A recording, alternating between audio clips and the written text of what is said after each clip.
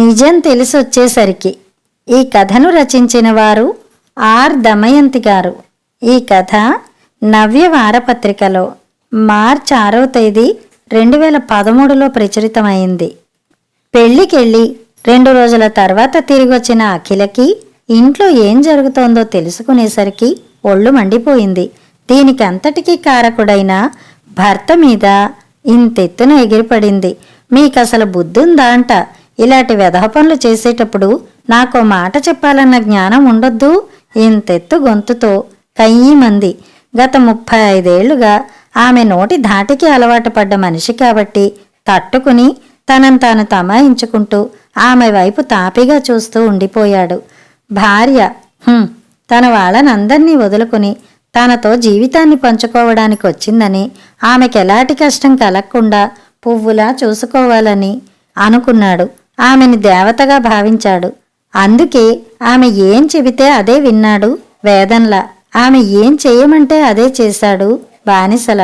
ఆమె అభిప్రాయాలతో తనెన్నడూ విభేదించే ప్రయత్నమే చేసేవాడు కాడు. కారణం ఆమెకి ఇష్టం లేని ఏ పని చేసినా ఇదిగో ఇంత రాద్ధాంతం చేస్తుందనే. తనకంతా తెలుసు. తెలిసే ఈ పనికి పూనుకున్నాడు.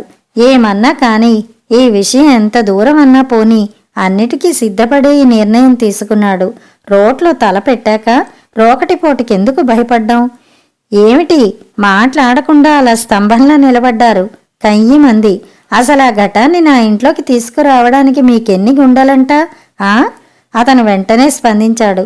ఒక్క గుండె చాలు. అది లేకే ఇన్నాళ్ళు నోరు మూసుకుని పడున్నా. మరో మాట, ఈ ఇల్లు ఆవిడది కూడా.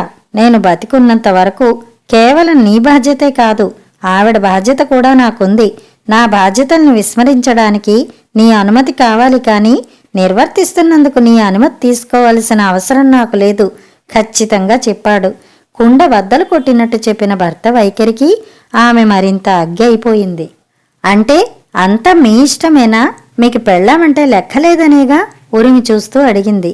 నువ్వంటే లెక్కున్నవాణ్ణి కాబట్టే ఇన్నాళ్ళు ఆవిడ కర్మకు ఆవిడ్ని వదిలేశాను. నా జీతాన్ని అనా పైసలతో సహా నీకు లెక్క చెప్పాల్సి రావడం వల్లే ఆవిడకొక్క పైసా కూడా పంపలేకపోయా. చివరికి నీ అభీష్టం మేర నడుచుకోవడం ఒక్కటే జీవిత పరమార్థం అనుకుని సరిపెట్టుకున్నా. అందుకు సమాజం ఏమనుకున్నా సరే లెక్క చేయలేదు. అఖిల, మన పెళ్ళైన ఇన్నేళ్లలోనూ నేనొక్కటే తెలుసుకున్నా. నిన్ను కట్టుకున్న పుణ్యానికి నేను నీకు కట్టు బానిసనయ్యాను. నా మీదే పెట్టుకున్న ఆవిడ ఆశలన్నీ అడియాసలు చేసి అన్యాయం పాలు చేశాను. ఆవిడకి నేనెంత ద్రోహం చేశానో తెలుసుకున్నాక అతను పూర్తి చేయకుండానే అందుకుంటూ, ఓహో తెలుసుకుని సరిదిద్దుకుంటున్నారన్నమాట అంది వెటకారంగా. అవును అన్నాడు. కనీసం చివరి దశలోనైనా ఆవిడకి ఈ ఇంట్లో ఆశ్రయం ఇవ్వకపోతే తనంత నీచుడెవరూ ఉండరు ఈ ప్రపంచంలో మనసులో అనుకుంటూ కుంగిపోయాడతను. అమ్మ చిన్నప్పుడే తండ్రి పోయాడు. ఇల్లు లేదు, వాకిలి లేదు, చేతిలో చిల్లిగవ్వ లేదు. బతకడం కోసం తల్లి స్కూల్లో పనిచేస్తూ హెడ్ మాస్టర్ని వేడుకుని తనని బళ్ళో చేర్పించింది. ఊళ్ళో 10 మంది పెద్దల ఆర్థిక సహాయంతో తనని పెంచి పెద్ద చేసింది. పైకి ఎదగాలని పట్టుదలతో కష్టపడి చదువుకుంటూ అంచెలంచెలుగా ఎదుగుతూ వచ్చాడు. ఉద్యోగం బిజీలో పడి అమ్మ పడ్డ కష్టాన్ని మరిచాడు. పెళ్ళయ్యాక భార్య వ్యామోహంలో మరికొంత మరిచాడు. పెళ్ళానికి ఆవిడ ఊసంటేనే మంటని తెలుసుకుని ఆ మిషతో పూర్తిగా మరిచాడు.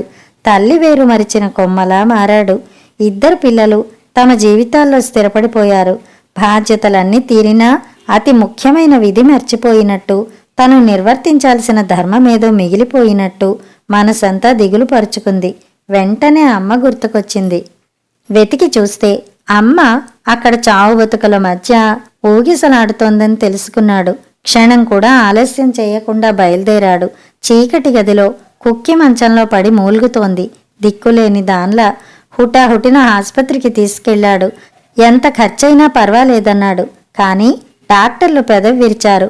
ఇక ఎలాంటి మందులు వైద్యాలు అవసరం లేవని, ఆవిడ కొన్ని రోజుల కంటే ఎక్కువ బతకదని చెప్పేశారు. ఎక్కడో అక్కడ బతుకుతోందిలే అనుకున్నాడు. కానీ ఇలా దిక్కులేని అనాథైపోయిందని ఊహించలేకపోయాడు. ఆమెకి జీవితాంతం తోడుగా ఎలాగూ నిలవలేకపోయాడు. కనీసం అంతిమ దశలోనైనా చేరదీసి ఆత్మశాంతి కలగచేయాలని నిర్ణయించుకున్నాడు. అందుకే ఆవిడ్ని ఏకంగా ఇంటికి తీసుకొచ్చేశాడు. ఆవిడకు గది కేటాయించాడు. రోజంతా ఆవిడ్ని కనిపెట్టుకుని ఉండేందుకు ఒక నర్సుని ఏర్పాటు చేశాడు. ఆవిడ పక్కనే కూర్చుని తన సమయాన్నంతా ఆవిడతోనే గడుపుతున్నాడు. ఇదంతా భార్యకిష్టం ఉండదని తెలుసు. కానీ తల్లి వదనంలో తృప్తి చూశాక మనసుకు కలుగుతున్న ఆనందంలో ఆమె ఇష్టాలన్నీ గాల్లో ఎగిరే కాగితపు ముక్కల్లా అనిపించాయి. ఈ ఫినాయిల్ కంపులు, మందుల వాసనలు నేను భరించలేను. ఆవిడ్నెక్కడికైనా పంపేయండి. అధికారిలా ఉత్తర్వు జారీ చేసింది. అలాగే పంపిస్తాను. మానెదురుగా సింగిల్ బెడ్రూమ్ ఫ్లాట్ ఒకటి ఖాళీగానే ఉంది. అందులో ఉంచుతాను. అయితే ఆవిడ్ని కాదు, నిన్ను అంటూ కోపంగా లోపలికెళ్ళిపోతున్న భర్తని నోరు తెరుచుకు చూస్తూ ఉండిపోయిందామె. ఇదేమిటి ఇలా ఎదురు మాట్లాడుతున్నారీయనా? ఎప్పుడూ లేంది విస్తుపోయింది. ఇక తనెంత గాండ్రించినా తన మాట ఖాతరు చేయడని ఆమెకు అర్థమైపోయింది. ఊరికే నోరు ఇసుకుపడ్డా తన నోరు నొప్పే తప్ప ప్రయోజనం శూన్యం అని కూడా అవగతమైపోయిందామెకి. ఏం చేస్తాం, కర్మ, సర్దుకుపోవలసిందే, తప్పదు.